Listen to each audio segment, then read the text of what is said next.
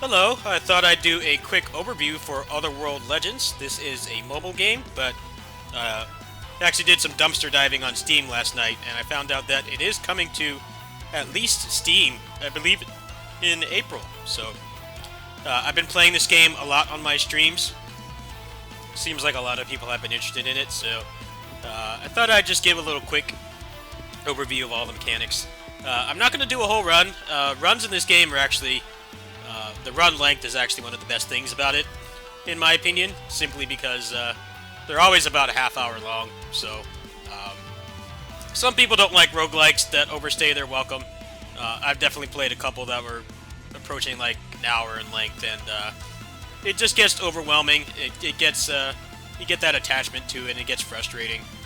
In this game, I think they really perfected the length of the runs because even if you get salty and you die, you want to jump back in because you can get back there in just like a couple minutes, which is pretty much how arcade games worked. This game does feel a lot like an arcade game, but it does have some service game mechanics. So you have a normal attack, you have a dodge, and then you have two moves. Like she's got that Tetsuzanko there. The game is very responsive.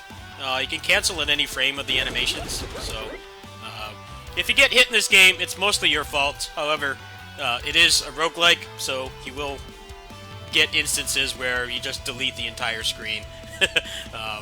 There are ways around that, but a lot of fun about this game is that there are a lot of really cool synergies, both with the characters and specific items, so you have a lot to work with in that regard. I definitely have played some roguelikes where the items aren't very good either. They don't really give you a lot of freedom, they don't have a lot of synergies, they don't really allow you to make any interesting builds. This game does not have that problem at all. So I'll get into gameplay eventually, but I want to explain all these features here. This is your gear, and this is your inventory. This game is a little bit different from your average roguelike, like Isaac is a good example. That game is like item soup.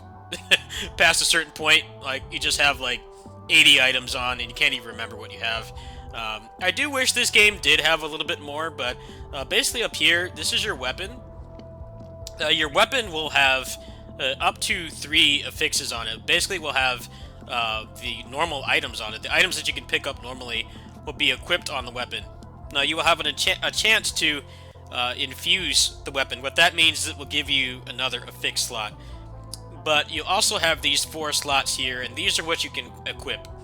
So making builds in this game it's both easy and complicated per se, because you can have a lot of stuff down here, but the only things that will be active are the things you have equipped up here. So you can have a total of like maybe 7 to 9 things on at once, depending on how upgraded your weapon is, and also what items you have here. At the same time, it's a lot easier to keep track of what you want on, and you actually have the ability to disable things if you don't want them. Like some things are great for mobbing, some things are great for bossing.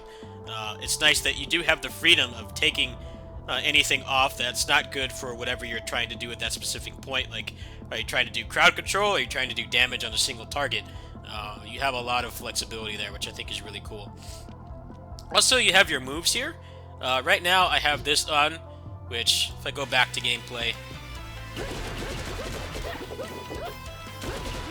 she's got the passive on that makes it so that she just does the first 2 punches over and over. And she's got the little bullshit behind her, adding more damage. Now, your second move, you equip that over here, this NPC Khan. Now, this can't have the passives, whereas if I go here, up to Chow here. So each move has 3 different abilities it can have, but only the first one that you equip will actually have these buffs, meaning that whatever you equip as your second one, you're just going to have it as the base vanilla version.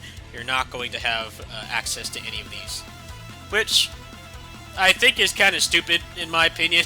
I feel like you should have a little bit more freedom there, but this game actually has a lot of endgame features as well. So there's difficulty settings. Difficulty settings have normal video game stuff like the enemies deal and take more damage. They deal more damage and they have more health. Normal video game stuff like that, but there's actually rare drops. When you get up to the highest difficulty, the boss fights even change. So, a little bit sad that this game does more with harder difficulties than like 95% of other video games, where they just add digits to the health and stuff. I have not gotten that far yet because there's actually a really cool persistent bonus in this game, the power of Asura. If you go here, every 100 gems, which is your currency, you can either get them by grinding or you can spend money. I'll get into the microtransactions after this before I get into gameplay. You can buff whatever part of a character you want, and this is an account-wide buff, meaning that regardless of what character you use or how much you've used them, you can get these buffs as much as you want. So it's basically a long grind, but you can customize things and you can use that to make it a little bit easier to get through the harder difficulties. I imagine, once you play the game enough and you get like thousands of these or something, thousands of these points, you can probably plow through the hardest difficulty. But at the beginning, it's going to be a slow burn. Okay, so let's get into the microtransactions. Normally in games like this, the microtransactions are a catch. Here, this is not a gacha game at all. It is completely skill-based, and the microtransactions are basically just flat rates. Like this character here, Catherine, is $2. This character is $3, he is $2, and so on and so forth. So, if you don't like gacha games because of the grinding, the RNG and the luck involved and how much money you can spend, this game is not like that at all. Everything can be earned. Everything but the characters can be earned through just gameplay.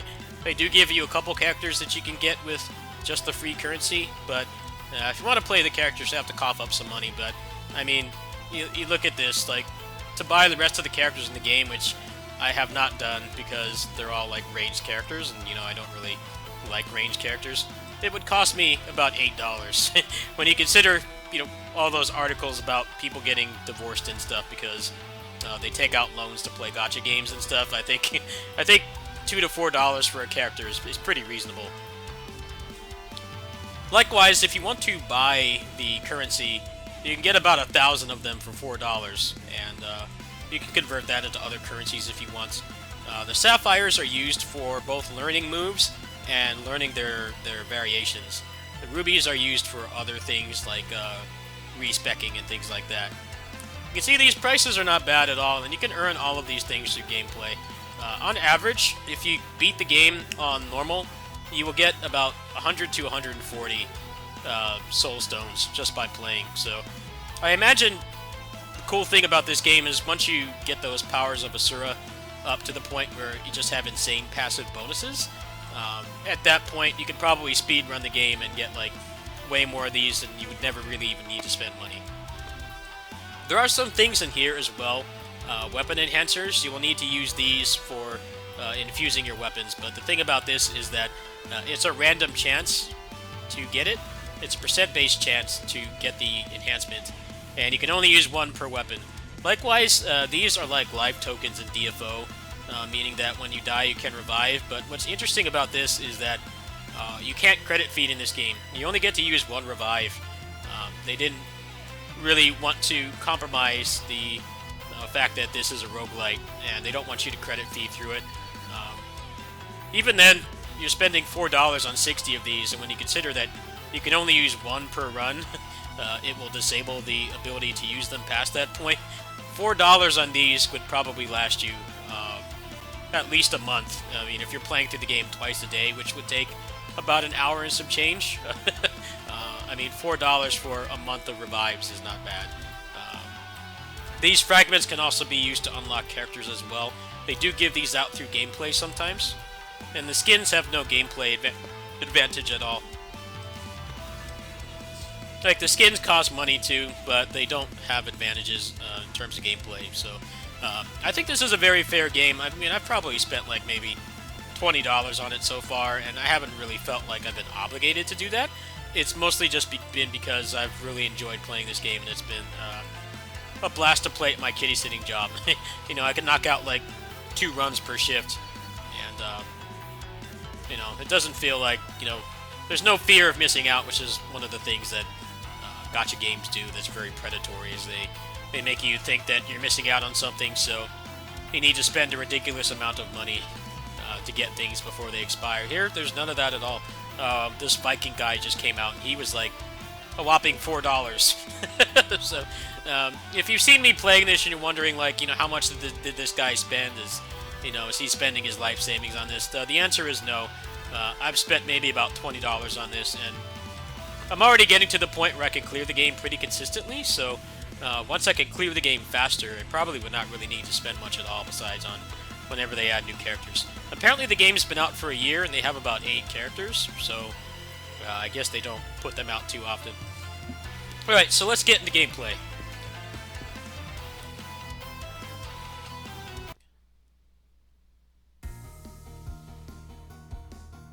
Okay, so another persistent bonus you have here is, this is like an ATM. You can deposit up to 200 coins in here, and what this will allow you to do is, at the end of a run, you can dump whatever you have left and put it in here. You click the button, and now I have 214 coins. So that allows me to have a lot more control over the start of my run.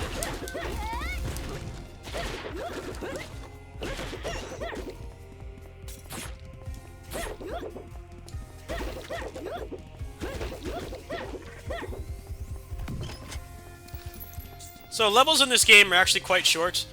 They're all about 9 floors, 9 rooms long, and a bunch of those are, you know, there's the starting room, there's also the shop, and there's also the weapon shop as well. So when you factor all those in, the game flows really fast. I think that's one of the best things this game does, is it does not waste your time.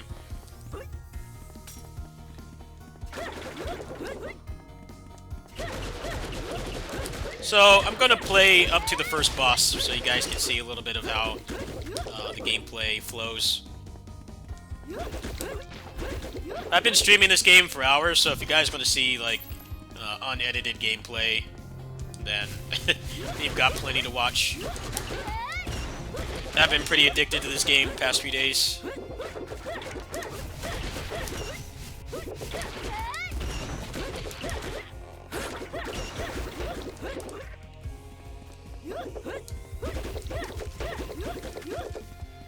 So, just by proxy of the fact that the levels are very short, doing full clears, you'll still finish the game in about half an hour, which is not something you can say for a lot of roguelikes. A lot of roguelikes, it's usually, doing full clears is really slow. Okay, so this is the shop here. You have a chance to do a reroll here. You can do a couple rerolls, but the amount of money it takes to reroll will increase. Here's the item room. So you can pick one of these off this pedestal, and you can choose one. Let's choose the card.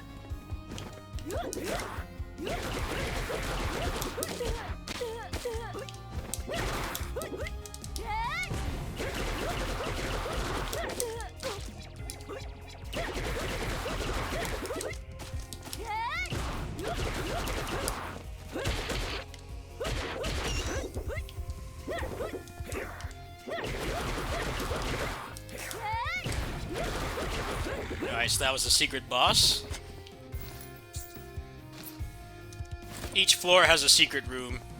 Generally you want to try to find it just because it'll have a chance to have a variety of useful materials in there. Okay, so this is the weapon shop. So as you can see here, you saw the handprint earlier, right? That was an item that was just on the floor, on the pedestal. But here, the weapon actually has 4 affixes. So you can go here and you can find ones in here that you might want. Like this one increases crit damage, which is really nice on a fast attacking character. So I'm going to go ahead and buy this. Alright, let's pick it up. A little bit hard to pick up things on the emulator. I'm on the emulator right now. The game runs fine on the phone. The problem is just that I have a phone without SD card storage, so it's really hard to do like half-hour-long videos like this without worrying about disk space. So for the purpose of the video, I'm just playing this on emulator. The game does have full controller support, by the way, so I know a lot of you are apprehensive towards playing mobile games. I definitely was before I got my new phone too, but this game makes it really easy. It's no BS. Just plug in a controller, it works. You can even customize the controls as well. It will still be faster to do things with the touchscreen, but the game will actually switch between touch controls and controller or gamepad controls seamlessly. So anyway, as you can see here, I have a 70% chance to infuse this with an extra slot. And you can only do this once, so I have 23 of these, right? That essentially means I've got maybe about 10 runs before I would ever need to even consider spending $1 for more. So, that didn't work out, so this weapon is basically bunk. Can't really use it for anything. So let's try to do some rerolls here and see if I can find something good. Alright, here we go. Here's the Onimusha mask. Every effective attack increases attack speed. See, I got the JoJo punches here, so that's a very good item. We'll go ahead and we'll do one more reroll. You don't want to do too many of these because eventually it'll get to the point where you're spending too much. Let's go ahead and grab this. I'm probably not going to finish this run.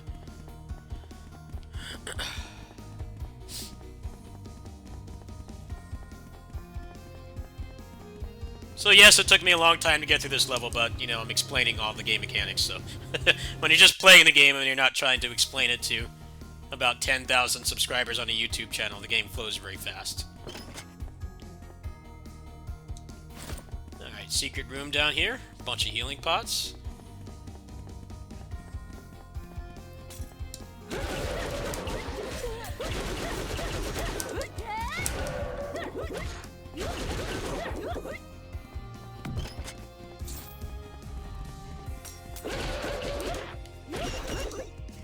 Another nice thing about this game, too, is because of how fast-paced it is, it doesn't take too long to get interesting.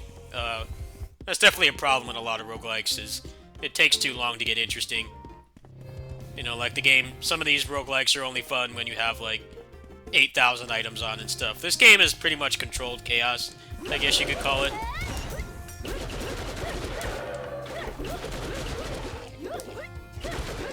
This is one game where I feel like it doesn't really need an endless mode because you can't indefinitely stack buffs. Like, you can only have 4 on at a time, not including whatever's equipped on your weapon. So it kind of... One of the few roguelikes where I wouldn't want that because I feel like the length is pretty perfect where it is.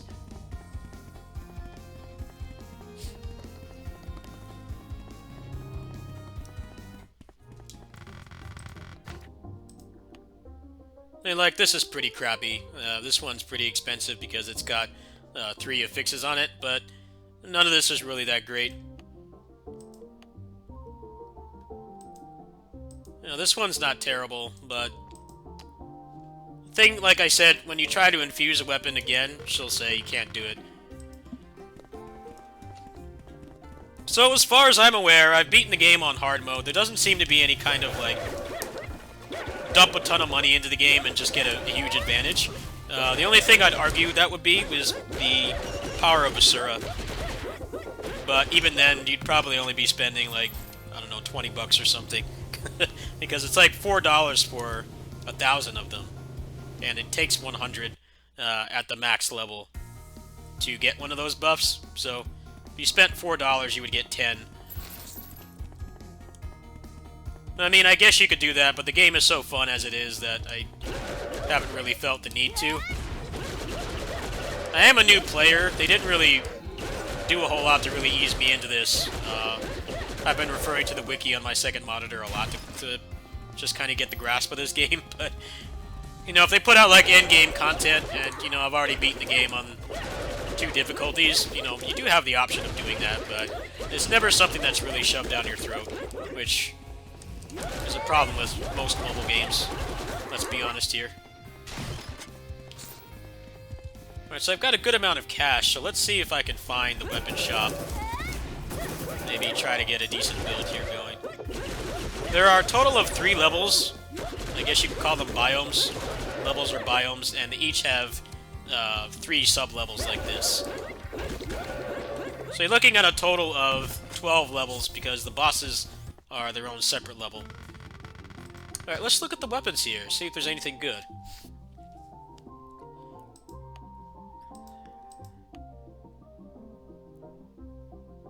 You know, this one's not terrible. But we're gonna check the shop first.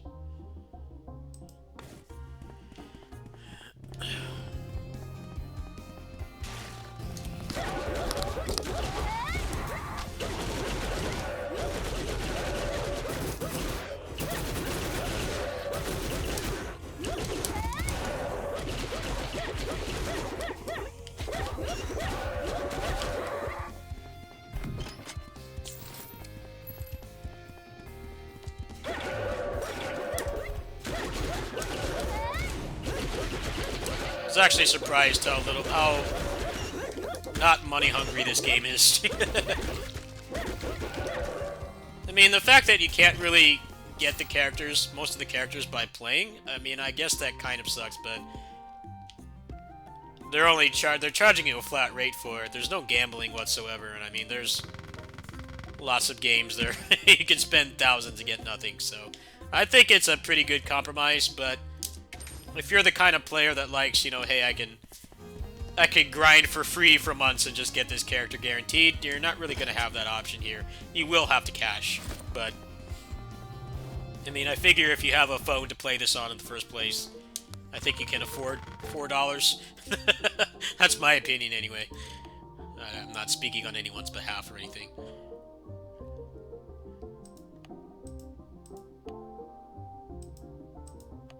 Yeah, none of these weapons are really great, so I'm just gonna pass on that. Let's go back to the shop.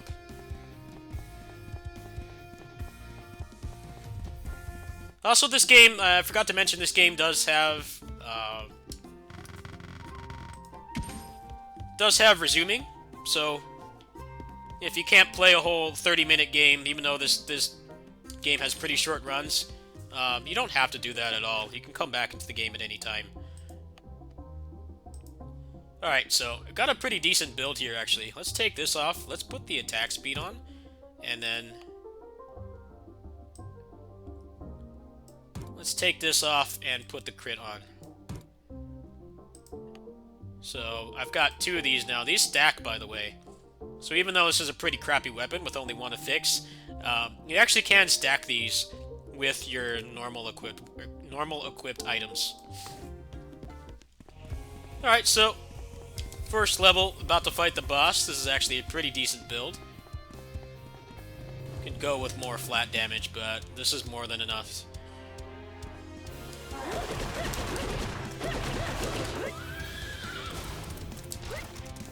Now, because this is a skill-based game, you can't dodge every attack. There's no force damage in this game at all. So it's nice in the regard that even if you get crappy luck, you know, you're not completely SOL like you are in a lot of roguelikes. Which is kind of weird because this is a mobile game. You'd think they would have that in there too. Strong arm you towards spending money, but no. Spending money in this game is pretty much just, you know, you want the character, you want new characters to play, or do you want like some... Do you want some, you know, convenience or time savers?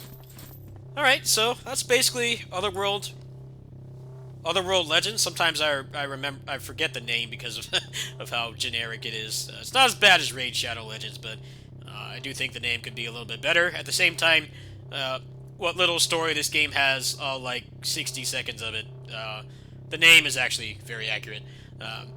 I recommend playing the game. It doesn't really take that much space on your phone either. Also, you know, it's pixel art. It runs pretty well. Even when my phone is overheated, it still looks like it's running at 60 FPS. So if those things bother you, basically if any of the things that make mobile games pretty crappy bother you, this game doesn't really have any of those problems. You can use the controller. There's no need to use the touchscreen at all, besides just for menus where it's faster than using the controller. Other than that, you have full controller support. There's no pay to win in this game. I mean, I guess theoretically there is, but there's no leaderboards. There's no competitive aspect at all. So, I mean, it shouldn't really bother you if somebody decides to spend their paycheck on this and skip some of the grinding. Other than that, the game is very skill-based. The characters are just a flat rate, so if you want to buy a character and you've got enough to go hit up Starbucks or McDonald's or something, then you could buy, like, 2, 3 characters on this game. Which, considering how most mobile games work, I think that's more than fair. It does suck that you can't really earn certain things for free, but I think this game is fun enough and it's just polished enough that I think you can justify spending a couple bucks on it. It's not really a game that you could wail on anyway. Thanks for watching. I will have more commentated runs of this later.